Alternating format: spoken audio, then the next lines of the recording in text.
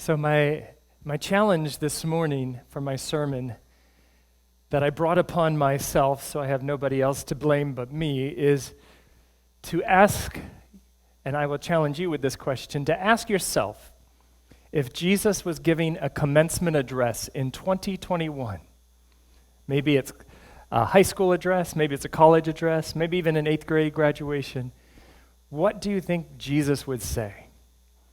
So I was thinking about that, and it's really tough because there's so many good things that he said, and you wonder which ones he would pick on. And so I did do a little research, and I looked up what are the principles of a good commencement address.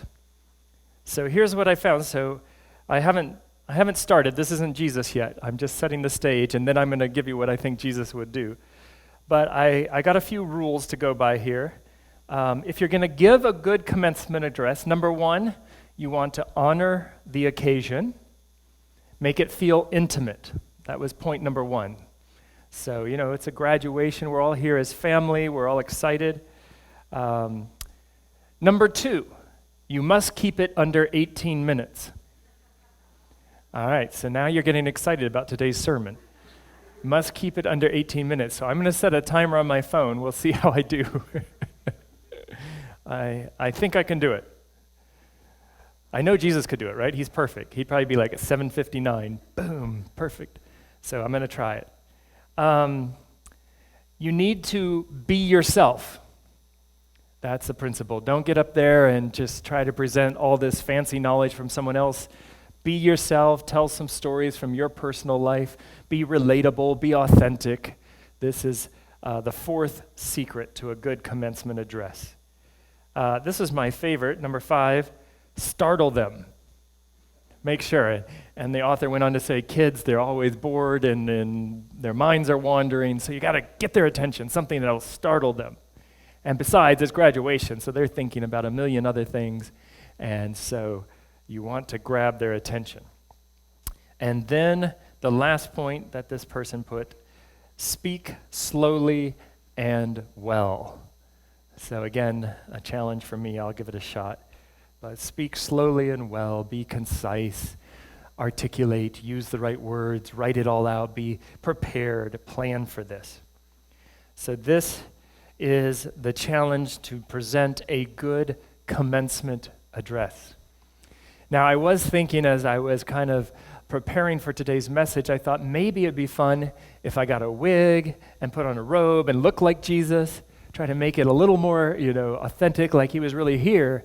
And I was talking to Jesus about this because, I figured I better ask him what he would say, and maybe he would help me on that. In fact, I was talking to Jeff, our AV guy here last week, and I told him what I was going to do, and he says, have you asked Jesus what he's going to say, what he wants you to say? I said, well, yeah, good point. I could ask him, and maybe he'll tell me. And I was talking to Jesus about what I was thinking and saying, and maybe I'll do the robe and the beard and the hair and just kind of make it feel a little more authentic. And Jesus was like, I wouldn't do that. If it's 2021, I'm not wearing a robe. What are you, crazy? Why would I look like somebody from 2,000 years ago in Palestine when I'm doing a commencement address in Olney on May 21, 2021, or May 29, 2021? I said, oh, that's a good point. So he said, just do it as you, because I would just I would just be dressed like you if I were in 2021. I would be trying to communicate the truth of God in the terms, in the way that would make sense in 2021. Because Jesus came to be incarnational. He came to be one of us. And he was a Jewish boy growing up in that part of the world, and he was fully human, and he lived that whole life, and he dressed like the people that day, and he ate what they ate, and he experienced life, and he would do the same today.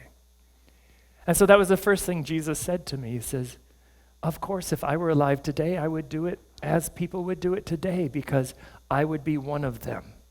I wouldn't be some weirdo that's going to come in and look really different and act really different and speak in ways that don't make sense in 2021. So that is all to set up the commencement address, and I've got to set my timer, and we will give it a shot and see how it goes.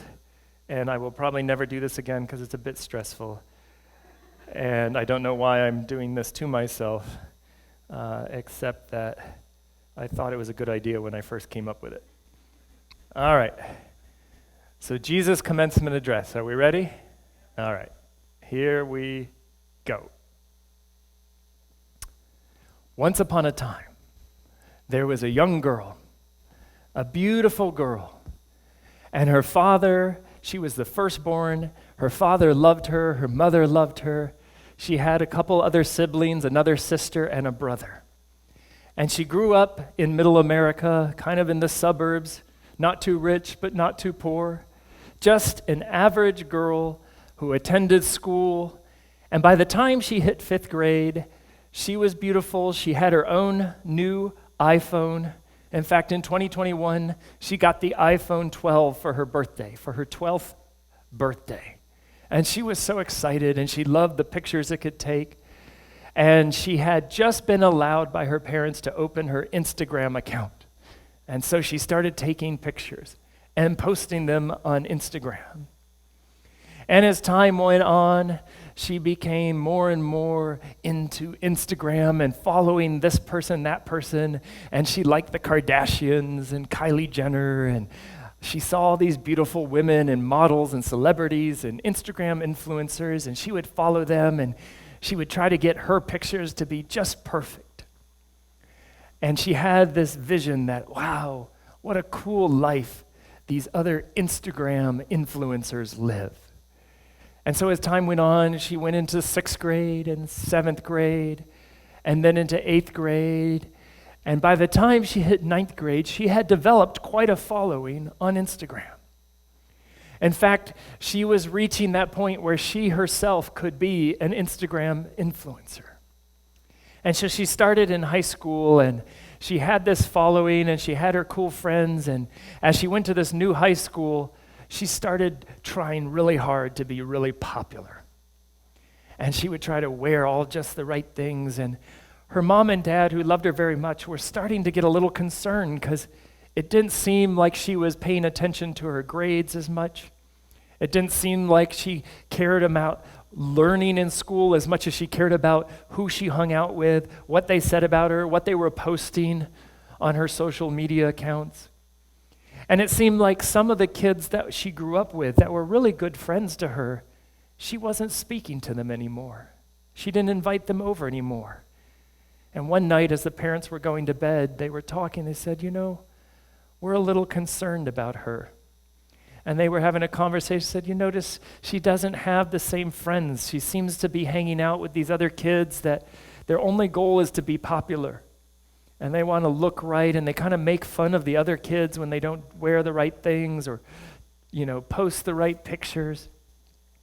And she doesn't seem to care about her studies like she used to. And she's not wanting to try out for sports anymore. She says that she could, get kind of messy and sweaty and, that who wants to do that? And so the parents decided they were going to have a talk with her. And they just wanted to share their concerns and kind of try to help her see that there's still other things that are very important. They didn't think it was wrong for her to have an Instagram account, but they were concerned that maybe it was filling too much of her life and too much of her priorities. And so they sat her down and they said, honey, we love you. You do awesome stuff and beautiful pictures online, but there's more to life. You need to broaden your education. You need to get a good education. You need to treat people well. You need to think about those that are hurting and those who need something and have a spirit of compassion. And as they were talking and sharing, she kind of rolled her eyes and, Mom and Dad, you're so outdated. Oh, these old Victorian values. Get with the program. I'm a cool kid, I'm a good kid. I don't get in trouble. And so after they had talked to her, she said, I don't think you guys have any idea about my life, and I'm not a bad person, and I don't think you have any right to tell me I'm a bad person. And they said, honey, we're not saying you're a bad person. We're just sharing, we're a little concerned that maybe the crowd of friends you're hanging out with aren't the best, and maybe this Instagram thing isn't going to lead you in the right direction. There's other things we want you to consider. And instead, she just got more mad, and she said, is this meeting over? And they said, yeah, I guess we've said what we need to say. Fine. And she stormed out and went into her room and shut the door. And the mom and dad looked at each other and they just kind of shrugged and they said, well, we're trying. But unfortunately, as that first year of high school went on, it got worse and worse. She was posting more and more, and they started noticing her photos were getting a little more racy, these thirst traps, as the kids call them. And she was getting more into how many guys liked her and how many followers she could get. And then one day she got something in the mail. It was something from Armani. And it was a little bracelet that they make. And they said, hey, we see you have a number of followers. Could you do a picture with this bracelet and just mention how awesome you think it is? And she was so excited, she ran to her parents, look, I've made it. Armani wants me to wear their product. Armani wants me to advertise for them. And the mom and dad kind of smiled and said, oh, that's nice, honey, but, we still want you to pay attention to grades and make that a first priority. Oh, mom and dad, you don't understand. There's people who don't even finish high school and they make way more than anybody who gets a good job, as you say. Well, time went on and she started gaining more followers and more companies started sending her products. They'll never forget the next year in 10th grade when Gucci sent her one of their belts and she put it on and she did the best photo shoot of her life with her Gucci belt. And then Prada sent her something. And before you know it, she was absorbed with being an Instagram influencer. And her parents had given up even talking to her because all they did was fight. She wanted nothing to do with them. Well, her grades had slid and her GPA was under 3.0, and the parents were having meetings with the teachers and her, and it just seemed like nothing would get through to her. In fact, the more that they intervened, the more angry she became. And finally, her senior year, she now had over 20,000 followers on Instagram, and she was wearing bikinis and whatever any clothing company would send her, and she was barely even paying attention to school, and she limped through, and somehow she slid through to graduation, barely graduating with her class. And she had a speech all prepared for her parents. For the night after she graduated, she went to her parents and she said, I'm 18 now, I've graduated from high school, I'm a big deal in Instagram, I'm making money, I've got companies that are sponsoring me, I don't need you anymore. And it broke her parents' heart. And she said, I am going to New York, where all the other influences are, and I am going to set up my life there, and you watch, I'll make way more money than I ever could have if I went to college, and I already am friends with this Instagram influencer and this YouTuber, and we're going to make a life, and I'm going to make it big, and you'll be sorry that you never supported me. And she said, and I want the money you were going to pay for college. You give that to me now, because I need it to buy equipment and to set up my life and to make it big. And so the mom and dad, with tears in their eyes, said, okay, honey, we'll think about it. So they went to bed and they talked it over. And the father said to his wife, he says, you know what? I can tell she's got her mind made up. This is not the vision we had for her, and she's not walking in the path that we wanted. But I'm going to give her that money. I'm going to give her the college fund. She needs to know that we love her. And the mom said, oh, honey, I don't think so. Let her, she's got to learn the hard way. Why are you encouraging this? And he said, because it's her choice. And she is 18, and she gets to make her choices. And if she's not going to college, that's what the money is for. So they argued a bit for it for a while, but finally the father put his foot down. He said, no, I'm giving it to her. So the next morning they met with her, and they gave her thousands of dollars that they had saved up for college. And they said, here, this should get you a good start, and you can get an apartment, and you can start to put your life together. And the daughter was stunned, and she said, okay. And she took the money, and she said, well, I got to go. My flight leaves soon. And she was off to the airport. And they didn't hear from their daughter. And she blocked them from following her on her Instagram and YouTube and all her social media. But what she didn't know is the father created a fake account. Nobody here's ever done this. Created a fake account and began to follow.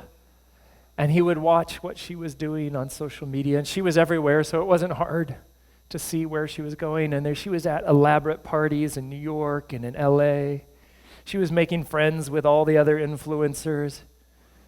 She was selling her body and her clothes and jewelry and all the things that the fashion designers would have her to wear.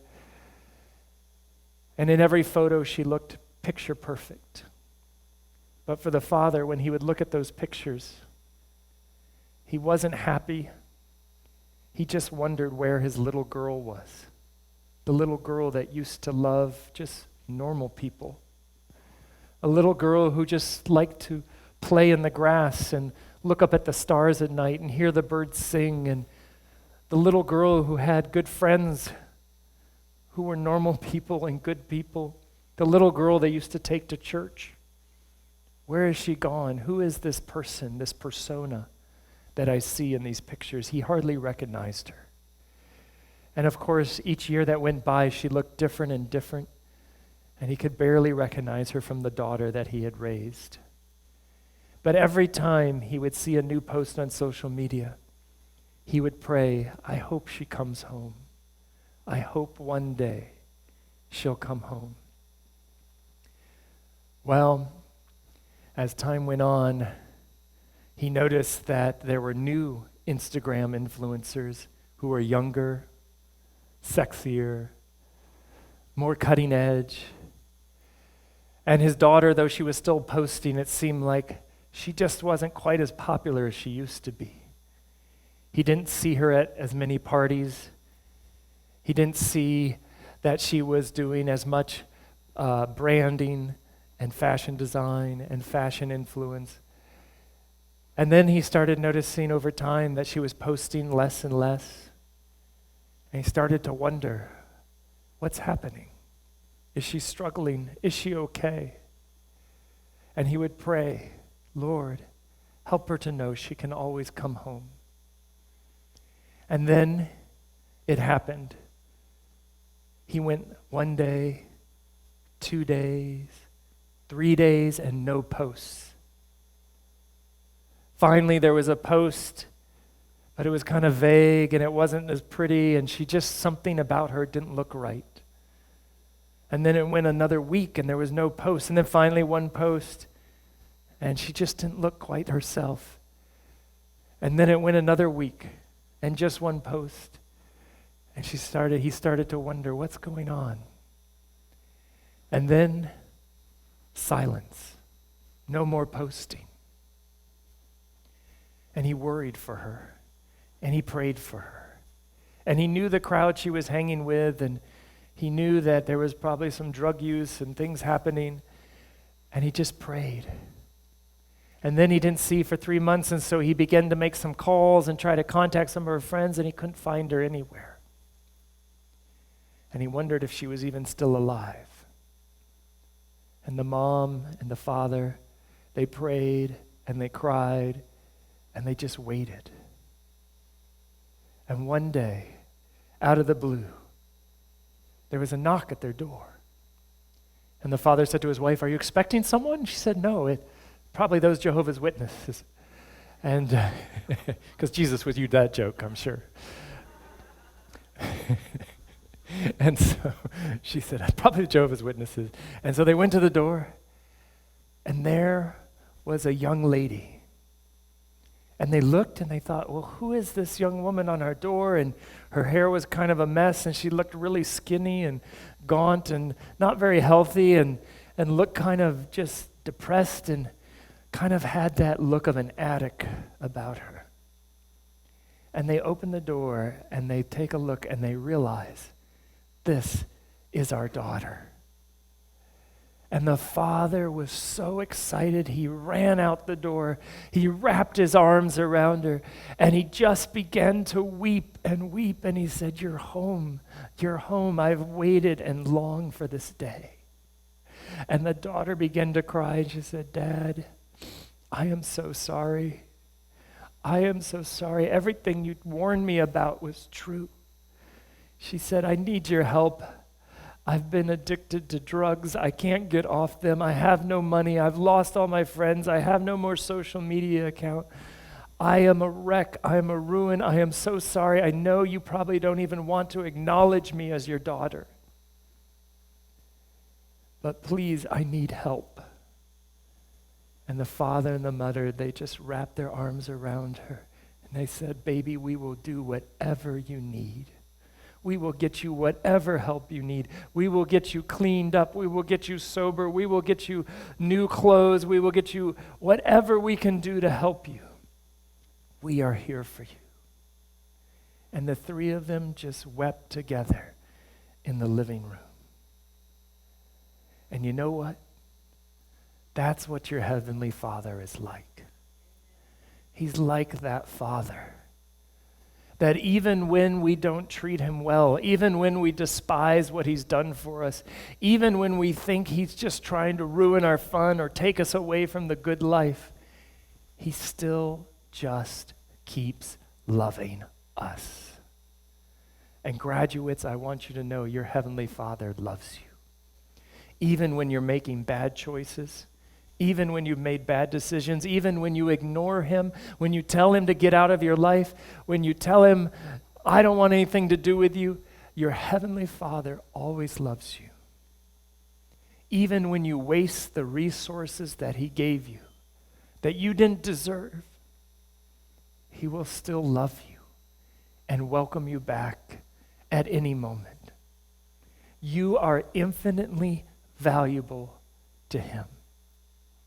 I have 3 points I want to share with you, and point number 1 is that you are infinitely valuable to your Father.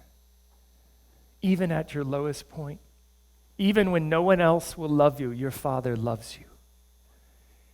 You are loved beyond your wildest dreams, behind your wildest imagination. Your Father longs to give you good gifts. You just have to ask him. Just as any parent wants you to have the best education, wants you to succeed, wants to give you what's the best, your Father in heaven even wants it more than your own parents. He wants to see you succeed. He wants your life to be a blessing. He wants to give you those things that you need, but you just have to ask him. And so I want to let you know, point number 1, you are infinitely valuable. Point number 2, and I have another story for this. There was a fly, and this fly was buzzing against the window. And I know you've seen this before. And he just kept hitting the window. Boom, boom, boom, boom, boom, boom, boom, boom, boom. And a moth was nearby, seeing the fly do this. And the moth sat there with his little legs folded, and he said, "What are you doing?" And the fly said, "I'm trying to get out." And he said, "Well, obviously there's a window. You can't get out." And he says, "You don't know that." He says, "I think I do." And the fly says, and the moth says to him, "And why do you keep just hitting the window? Can't you tell? Obviously you can't get through there." He says, "Well, I have to hit every place. Maybe I can get out on that place or this place." And so the moth just kind of rolled his eyes and watched. And the fly kept going, and then he saw the fly hit a place he had already hit before. And so the moth said, "Aha, aha, you said you were just trying every place, but I saw you hit the same place again. Why would you do that? Obviously it didn't work the first time." He's like, "Hey, stop telling me what to do. Maybe it would have changed, or maybe something was different." And the moth said, "Well, this is insanity, just doing the same thing over again, expecting it to be different." And the fly said, "Leave me alone. I know what I'm doing." So the moth kind of stepped back and he said, Why don't you step back and look? Maybe there's a different way out of here, instead of just beating your head against the glass. And the fly said, that's it. Just leave me alone. I've got this. Nobody's asking for your help. And the moth said, well, fine. I'm out of here. And the moth flew away and went right into the brightest light nearby and fried himself.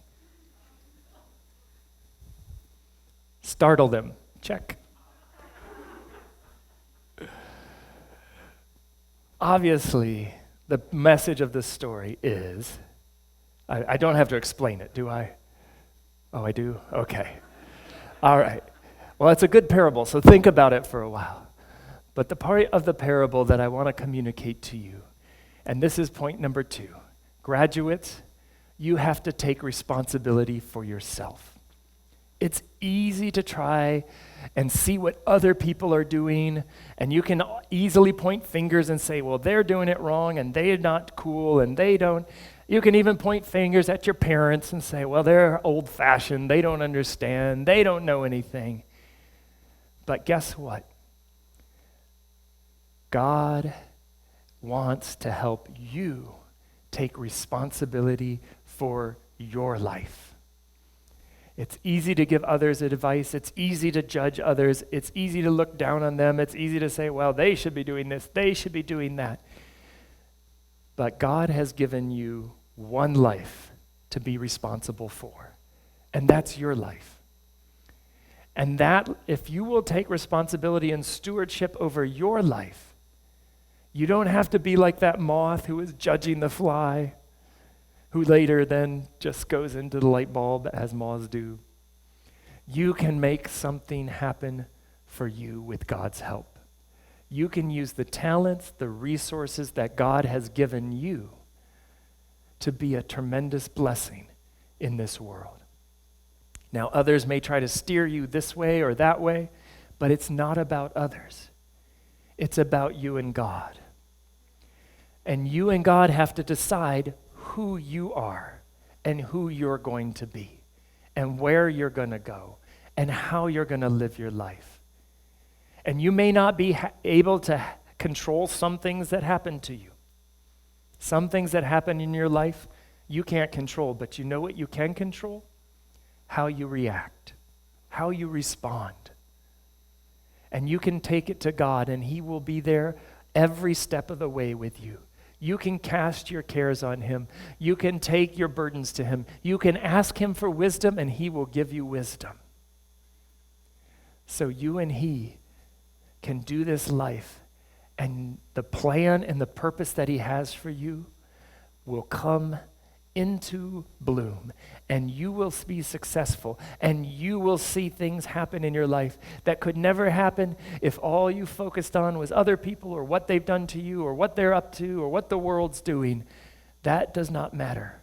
What matters is who you are, what you're going to choose, how you will respond, and what values you will commit to. And thirdly, and I know my time is almost up. Oh man, my timer, I said it wrong. Did anybody else do a timer? Jesus would never make that mistake. I apologize. Oh well, I'm going to wrap this up with my third point.